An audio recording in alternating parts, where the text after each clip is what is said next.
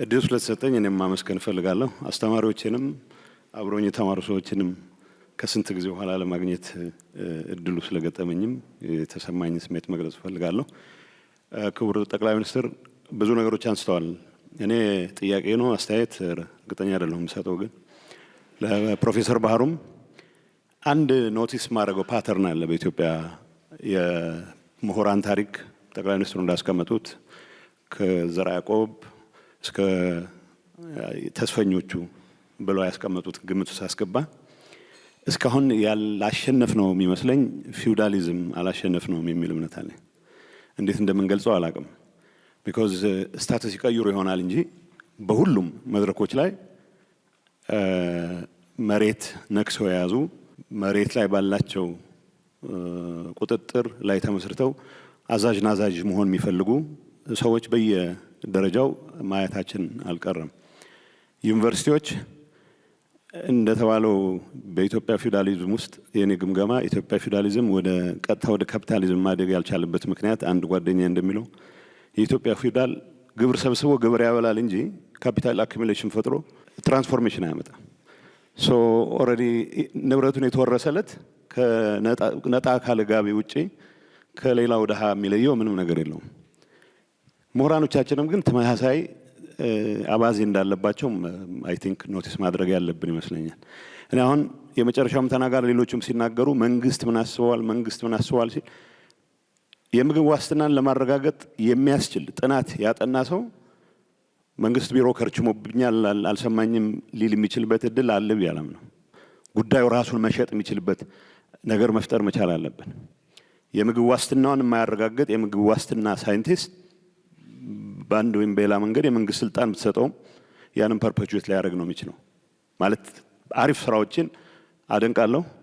አሪፍ ስራዎች የሰሩ ሰዎችንም በትክክል ሪኮግናይዝ ማድረግ እንዳለብን ይገባኛል።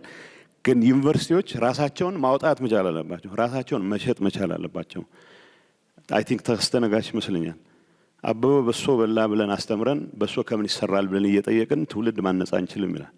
በብላክቦርድ የእርሻን ምርታማነት ለማስተማር የሚተጉ መምህራን ምርታማነትን ሊያረጋግጡ አይችሉም። አትሊስት ወጣ ብላ አሁን ቅድም ጠቅላይ ሚኒስትሩ ሲገልጹ ነበር አንዳንድ ቦታዎች ለምን እስካሁን አላየናቸውም ብለን መጠየቅ ያለብን ቦታዎች አሉ። የወንዝ ዳር ልማት የሚባለው በሄድኩበት ይህንን ለምን አላሰብነውም መባል መቻል አለብን። ዩኒቨርሲቲዎች ሲሰራ ማድነቅ አንድ ነገር ሆኖ የጥናቱም የፈጠራውም አካል ሆነው መንቀሳቀስ የሚችሉበት ሁኔታ ካልፈጠርን በስተቀር ያው ታሪካችን የአንድ ማህበር ሊቀመንበር ሆነህ ከጀመርክ 20 ዓመት ሙሉ ሊቀመንበር ነህ። የአንድ ኤንጂኦ ኃላፊ ሆነህ ከጀመርክ 20 ዓመት ሙሉ ኃላፊ ነህ። ሰው ፖለቲከኞቻችን ከዛ የተሻለ ሊማሩም ኤክስፔክት አይደረግም። እንደተባለው መጋፋት አያስፈልገንም። ተቋሞች ለመገንባት በሚደረጉ ጥረት ግን ዩኒቨርሲቲዎች ከማንም በላይ ኢኒሼቲቭ መውሰድ ያለባቸው ይመስለኛል። አዲስ አበባ ዩኒቨርሲቲ 75ኛ ዓመቱን ሲያከብር በትክክል መስራት ሪፍሌክት ማድረግ ያለበት የዚህ ሀገር ትራንስፎርሜሽን አካል ለመሆን የመንግስት ፍቃድ አይደለም መጠየቅ ያለበት፣ ተጋፍቶ ነው መግባት ያለበት። ይሄንን መልእክት ለማስተላለፍ ነው። አመሰግናለሁ።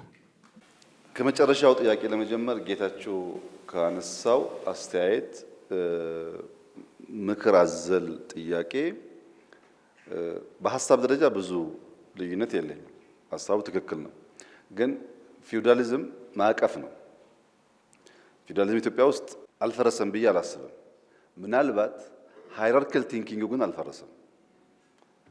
ያለም እንዳልፈረሰ እኔ ይገባኛል። አይሆፕ አንተም ይገባሃል። ያን ለመጠየቅ ግን የምሁር ጀግንነት ይፈልጋል።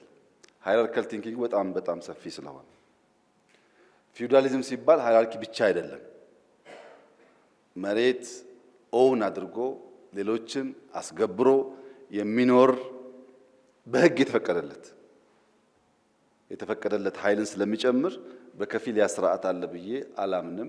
ካንተ ጋር መጋራው ያ ስርዓት የለም፣ የሚተካው ግን አልተፈጠረም፣ ቫኪዩም ነው የሚለውን እስማማለሁ። ዩኒቨርሲቲ ምሁራን ከግቢያቸው ባሻገር ሄደው በመስራት